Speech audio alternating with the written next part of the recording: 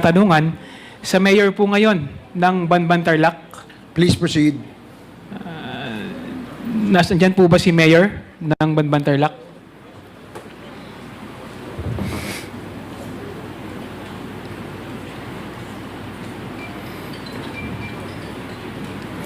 Mayor, paano po kayo naging mayor ng ng Banban Tarlac?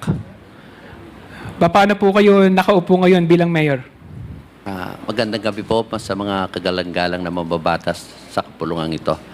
Ako po yung first councilor na... Naka-oath na po ba kayo? Opo. Okay, thank you. Opo, Your Honor. First councilor po as independent noong 2022 election. At nung po yung mayor namin na suspende, nag-acting vice mayor po ako. And then yung pong lumabas yung ng ombudsman yung kasong ipinail sa amin lahat, ako lang po yung naiwan, Your Honor. Kaya ako po yung naging acting mayor ngayon sa kasalukuyan. August 14 po, nung mag-assume ako ng office and then matatapos po ng November 14, Your Honor.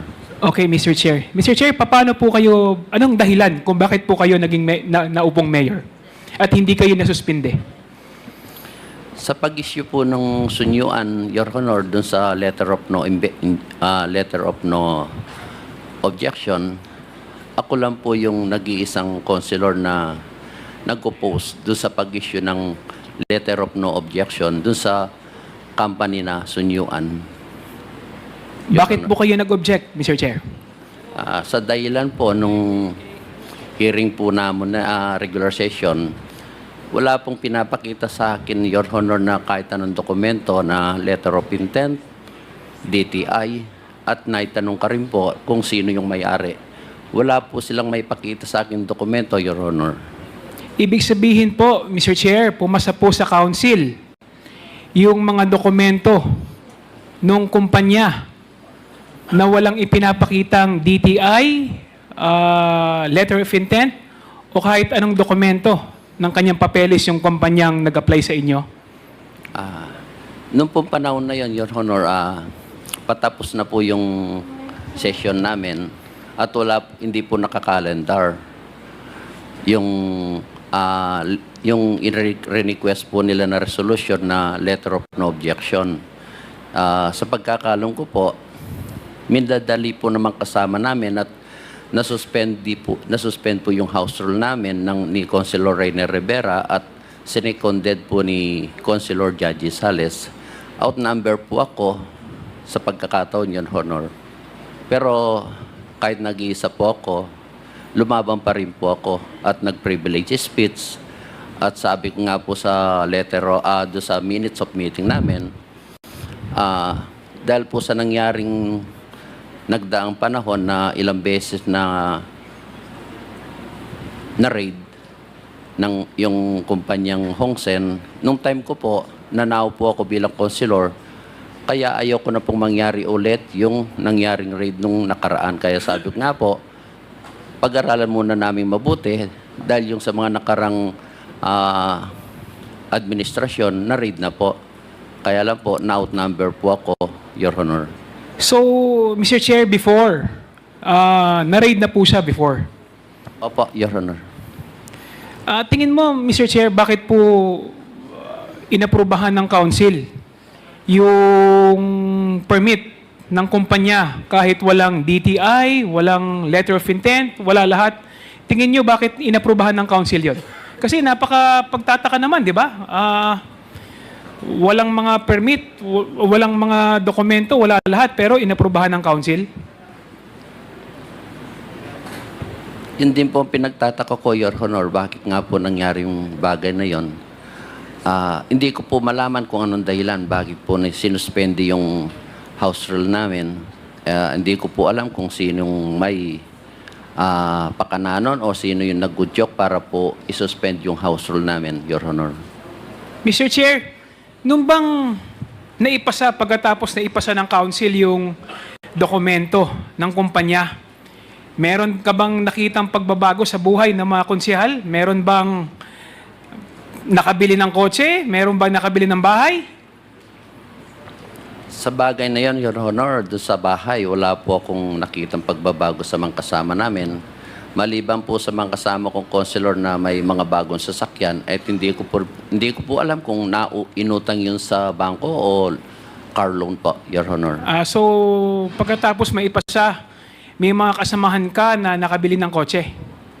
Hindi ko po masabi na nabili, Your Honor. Basta may nakita po akong pagbabago, baka po car loan yun, Your Honor. Mr. Chair, after po na naipasa ng mga kasama ninyo, hindi po ba kayo kinausap bago na ipasa ni Mayor Alice Go? Hindi kayo kinausap? Hindi kayo sinabihan? Hindi ba siya nakiusap sa inyo para ipasa yung resolusyon? Hindi ko po nakita yung presence ni Mayor Alice Go noong time na yun, Your Honor. Ang alam ko lang po, may nakikita ko sa mga kasamahan ko na may mga cellphone na hawak. Hindi ko po alam kung bakit po may mga hawak na cellphone, Your Honor. Kaya po nabigla po ako na pinagsabihan ng sekretary namin na i-agenda yung resolution na letter of no objection, Your Honor. Sa mga konsihal na mga kasama mo, Mr. Chair, sino ang pinakamalapit doon kay Mayor Alice Go? Alos lahat po sila, Your Honor, maliban po sa akin. Lahat sila malalapit? Opo.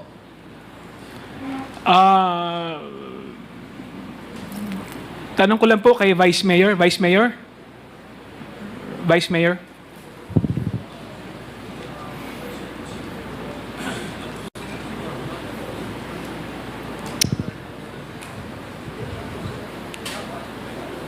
Vice Mayor, magandang gabi po. Ay, magandang gabi po, Your Honor. Tanong ko lang po, Vice Mayor, sa lahat po ng konsihal ng Banban, sino po ang pinakamalapit kay Mayor Alice Go? Ang alam ko po si Honorable Councilor Rene Rivera. Sino po ang naglapit sa inyo para aprubahan yung resolusyon para dun sa kumpanya ng Pogo? Si Rene Rivera po nag-move ng motion to approve ang company po ng Sungyong Technology at nagsuspend po yung house. At sinabi ko po walang mag-object this motion and seconded by Judge Sales. Ay wala naman po nag-object, kaya yung motion po is carried and approved. Siya po yung pinakamalapit na konsihal kay Mayor Alice Go. Yan po ang pagkaalam ko. Nagbago po ba ang buhay niya nung maaprubahan niyo yung resolusyon ng Pogo? Halos the same naman po. Dahil kasi meron siyang business na manpower at saka mga canteen sa tindahan. Ay kay Mayor Alice Go po. Mayor, gandang gabi po.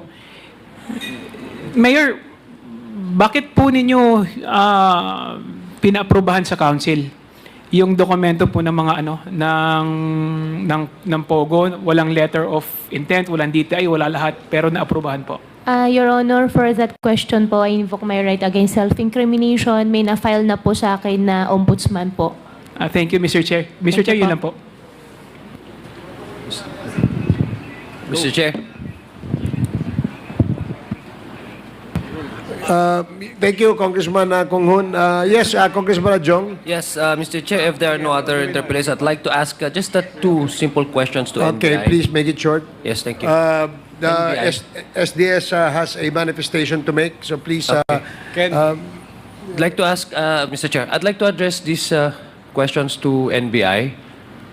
NBI po, yes. But I got curious po. A couple of days ago, there was a news that came out of it, the body double of Mayor Alice Go. I'd just like to know what's actually the relevance of catching this body double of Mayor Alice Go insofar as your investigation is concerned. Mr. Chair, good evening again. With regards po dito sa sinasabi nating mga body double, no? There was a time na nung hindi pa po natin nalalaman na siya ay nasa ibang bansa, ay nabalita po na nakikita siya sa iba't ibang lugar, no? So, sa pag-iimbestiga po natin, ay may mga natuklasan tayo na meron siyang mga empleyado na hawig sa kanya. At posible, ito ay maaring isang taktika para ilihis o ilinlang yung mga taong sumusubaybay para po ma-serve doon ang warrant of arrest ng contempt ng Senado po. So, Mr. Chair. ito, Mr. Chair. So, ibig sabihin po, parang decoy siya. Parang ganun po ang lumalabas, Mr. Chair. How many body doubles do we probably see? Isa lang po or mga decoys? Isa lang, dalawa, tatlo? Sa amin pong pagsubaybay, isa lang po yung napansin namin, Mr. Chair. So ito po ay ginawa deliberately to probably to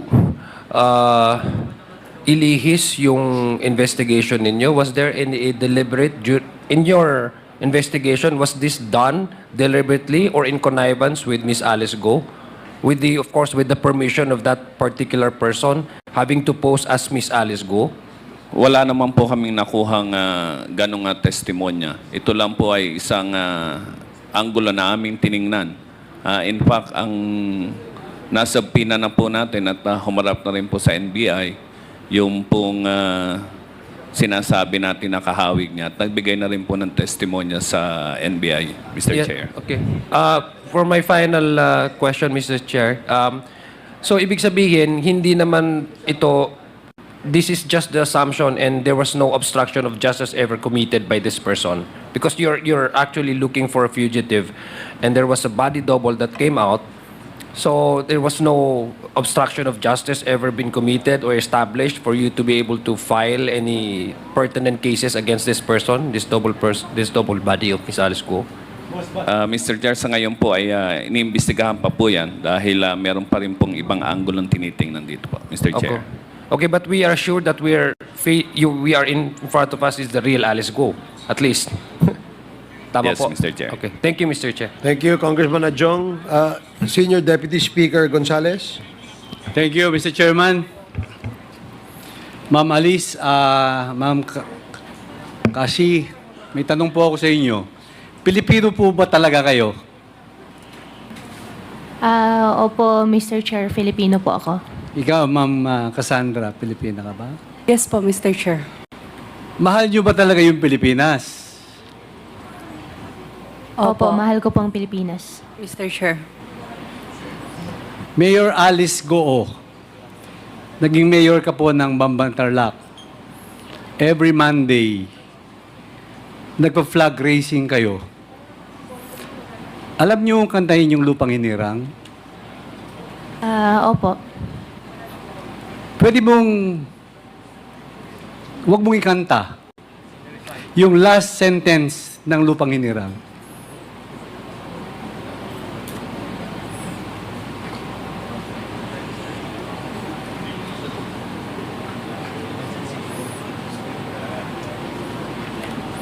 Ang mamatayan na dahil sa'yo? Nang mamatay ng dahil sa'yo. Totoo ba yan? Opo. Ba't mo kami pinapahirapan? Ba't nyo pinapahirapan yung Pilipinas? Hirap na yung Pilipinas. Alam mo ba yon? Alam mo ba yon? Hirap na po yung Pilipinas. Kaya tinanong kita kung mahal nyo po yung Pilipinas. Kami po, mahal namin yung bansa namin. Kung kayo'y Pilipino, dapat mahalin nyo rin yung bansa natin. Tinitingnan kita sa mata. Tinititigan kita sa mata. Eye to eye tayo. Kung sino yung matalo, yun yung hindi nagsasalita ng totoo. Diba? Hindi kita titingnan kita talaga mamaya. Pero may tanong ako sa iyo. Kilala mo ba si Michael Yang? Mr. Chair, hindi ko po kilala si Michael Yang. Kilala mo ba si Ong Jiang Yang? Mr. Chair, hindi ko rin pong kilala yung Ong Jiang Yang. Mayor Alice, dito sa research namin, si Ong Jiang Yang is one of the 7 individuals whose assets were frozen by the Court of Appeals. in relation to the qualified trafficking investigation into the Banban, Tarlac, and it has been reported that accounts linked Ong Jiangyang with transaction amounting to 3.2 billion were used to finance Ong Sheng, a Pogo firm that was raided of its illegal activities and has close ties to Alice Goals of Bao Fu Land Development Incorporated. Naniniwala po kayo dito sa aming research? Mr. Chair, doon sa research nyo po, wala pong pumasok sa akin na pera at hindi ko po kilala yung sinabi nyo po na Hong Jiangyang.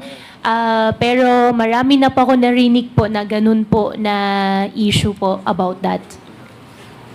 Well, naitanong ko to kasi the topic after this discussion, medyo nagkulang tayo sa oras.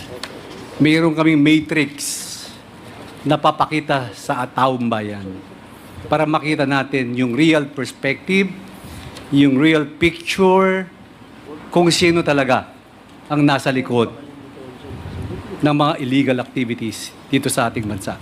Una, drug activities. Pangalawa, yung Pogo. Pangatlo, EJK, extrajudicial killing. Number 4, lahat ng mga taga-China pumunta dito, namili ng libo-libong hektarya sa ating bansa. Ngayon, napakalaki nito. Alam mo, tumatawag sa akin ngayon. This is our